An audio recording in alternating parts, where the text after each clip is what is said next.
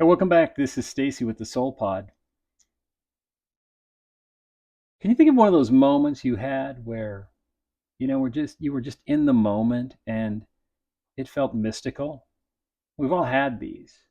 Sometimes it's in nature, sometimes it's, something huge. Sometimes, the big ones you can think of things like a birth of a child or, like doing something that's incredible that you've never done before. But just everyday moments is what I'm talking about. Maybe you're just sitting in your front yard and you're watching the wind blow through the trees and it's just mystical. It's just a normal thing, but it's mystical. Or have you ever had one of those moments where you were doing something that was just a mundane thing we always do, and you suddenly had a deeper appreciation for it? Like today, I was running some water in the kitchen, and I was running hot water because I was gonna boil some eggs, so I wanted hot water on my eggs before I began to give myself a running start at boiling the eggs, I guess. But I just paused for a second. I was sort of in awe of the fact that I'm living in a world where that's actually a thing, something we normally take for granted, something as simple as hot and cold running water. I mean, still, even now in the modern world, there are places where people don't have that. But for most of history, we haven't had that. It's a small example. Maybe a bigger example is, well, if you had those moments and you want more of them, this video is going to be for you.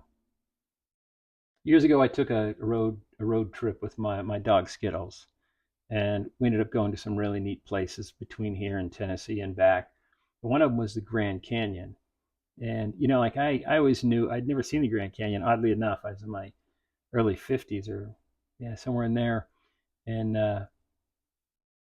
I stopped, and of course it just blew my mind. It was truly a mystical experience for me. I knew it was going to be an impressive experience because it's something I'd been looking forward to and seen countless pictures of, but to actually be there and be in the awe of it with my dog was magical. This is one little example of things that can be mystical. But I want to bring this one up because you see, there's two ways to look at the world, two ways. And the way you do this will determine whether you're looking at it through a mystical eye or sort of more of a scientific eye. Is it the mystical you're looking at it through or something else? The way to determine is this. If you're looking at something like the Grand Canyon and you're thinking to yourself, wow, that's like X amount of miles down, X amount of miles across, X amount of miles long. It took X amount of years for this water to all, cut this here in this space, this make this amazing drainage. Uh, See, that's more of a clinical way of looking at it. When you can get away from that, when you just let that go and you get more into the poetic mindset where you're looking at it for the grandeur of it, you're looking at it with awe, that you get to feel that beautiful sensation. Don't we want more of that? Don't most of us want more of that? I think so. So the video today is going to be about how to get more of that. Are you ready? I've got a quote by Henry Miller I want to start with. It's a little bit long, so I wrote it down. It says, "The moment one gives close attention to anything, even a blade of grass, it becomes a mysterious, awesome, indescribable, magnificent world in itself."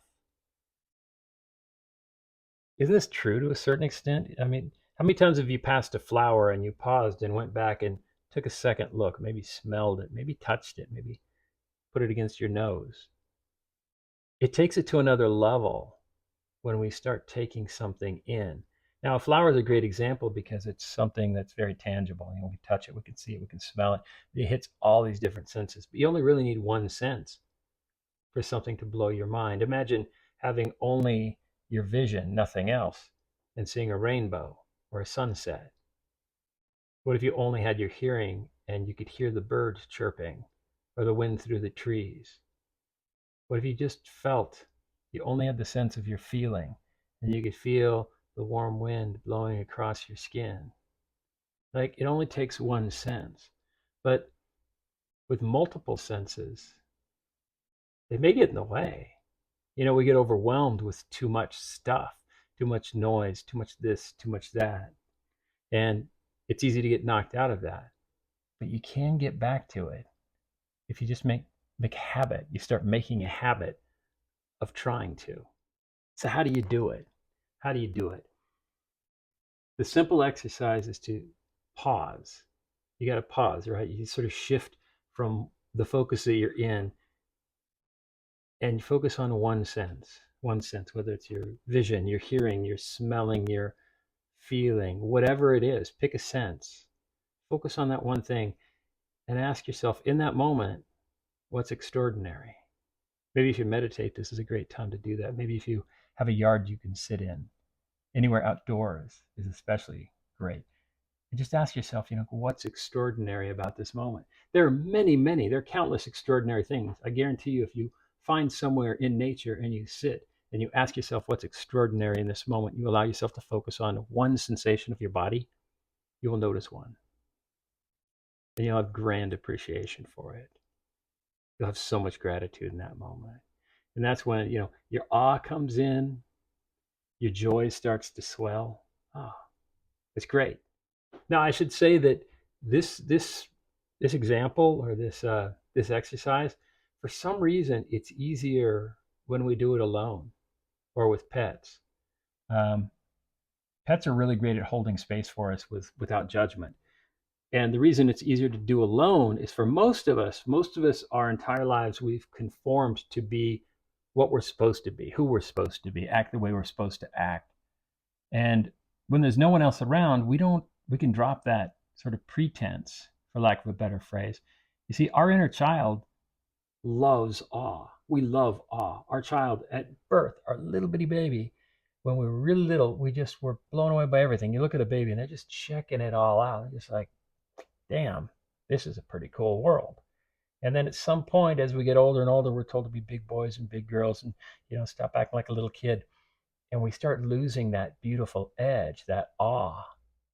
So we've got to go out there. We've got to go out there and throw away our intellect, throw away our cerebral mind, and instead try to connect with the awe, the inner child, be open to it. And you can do it. It just takes practice. So getting back to that moment with Skittles at the Grand Canyon, boy, it was lovely because in a way I was seeing the Grand Canyon through her eyes. I mean, she's a dog. She has no expectations. She doesn't even know we're going to the Grand Canyon. She's never heard of the damn Grand Canyon, right? But here we are on the rim of the Grand Canyon, and she is just really digging it, which tells me it's okay. It gives me permission as well. Not that I needed it, but her joy increased my joy. There's something about pets that do that, They're so good at being in the moment. They're little Sherpas for moments. They're Sherpas for happiness, for comfort. Gotta love the pets. So, why does it matter to find joy and find awe and be open to this? It matters because this is your life. You can have as much joy and awe as you want. You can have as much happiness and you can see the world with a cerebral mind or you can see the world with a poetic heart. Consider an airplane flight. You get on an airplane, usually you're worried about, did I get a good seat? How long is the flight going to be? Is there going to be any food served on this? Is the person next to me too chatty? A million little things you might be thinking about how long the flight's going to take. Every little cerebral thing you can think of. And while at the same time, you're completely forgetting, most of us at least, that you're flying through the air above 30,000 feet through clouds over the earth, looking down at this view that the vast majority of people that have come and gone from this earth never even considered having the opportunity to see. So you can take that as a cerebral moment and it's just another flight. Are you going to allow yourself to be there? What's going to be your challenge if you allow yourself to be there? Is it the concern that people might judge you if you look out the window and start streaming tears? I think that would be mine. But I can allow myself to get there. I always get the window seat because, man, my inner child loves the window seat. Look for moments like this in your day that, yeah, are just normal moments, maybe technology moments, and just go, wow, that's so cool. Hot and cold running water. I want to leave you with a thought from Rumi, who said that in the ordinary, we find the extraordinary when we open our hearts to wonder. Today, open your heart to wonder. It's beautiful. There's awe out there just waiting, and it's free. It's yours for the taking. Thanks for being here. Thanks for watching the channel. If you haven't subscribed yet, do that. And if you haven't checked out the Soul Podcast, check that out. I think you'll like it. I'll see you on the next video.